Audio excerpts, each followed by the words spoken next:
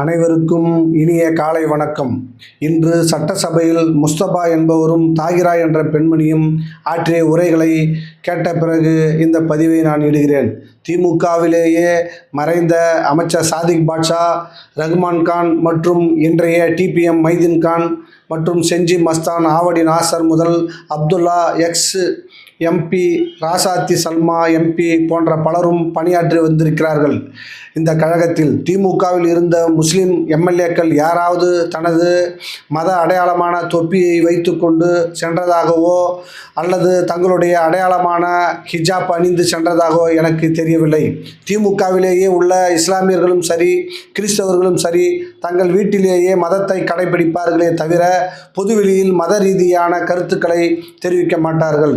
திமுகவில் உள்ள சிறுபான்மை தலைவர்கள் அனைத்து மதத்திற்கும் அனைத்து மக்களுக்கும் பொதுவானவர்களாகவே தங்கள் காட்டிக் கொண்டார்கள். தங்கள் பணிகளை அப்படியே அமைத்தும் கொண்டார்கள். அனைத்து நண்பர்களுடனும் சகஜமாக பழகக்கூடியவர்களாக திகழ்ந்தார்கள். ஆனால் இன்றைக்கு நடிகர் விஜய் கட்சியில் உள்ள முஸ்லிம்களான மதார் என்ற மதுரை முஸ்தபா, ராணிப்பேட்டை தாகிரா போன்றவர்கள் எல்லாம் மத வெறியர்களாகவே தெரிகிறார்கள். அதே போன்று கிறிஸ்தவர்களான அமைச்சர் மரிய வில்சன், ஜேசிடி பிரபாகர் உள்ளிட்டவர்களும் தங்கள் மத பெருமைகளை பகிரங்கமாக சட்டசபையில் பேசி வருகிறார்கள். விஜய் கட்சியில் உள்ள பெரும்பான்மையான எம்எல்ஏக்கள் மத சார்பின்மைக்கு எதிராக தங்களை காட்டிக் கொண்டிருக்கிறார்கள். இவர்களை போன்றவர்கள் மிக ஆபத்தானவர்கள்.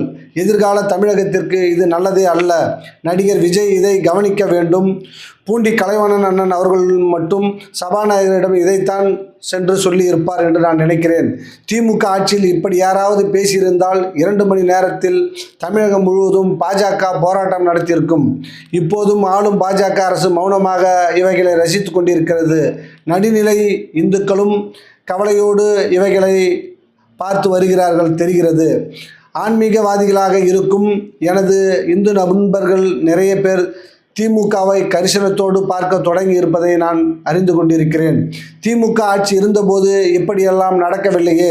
இப்போது மத வெறியர்களாக இவர்கள் எல்லாம் ஊக்கப்படுத்தப்படுகிறார்கள் என்பதை கவலையுடன் நான் பார்க்கிறேன்.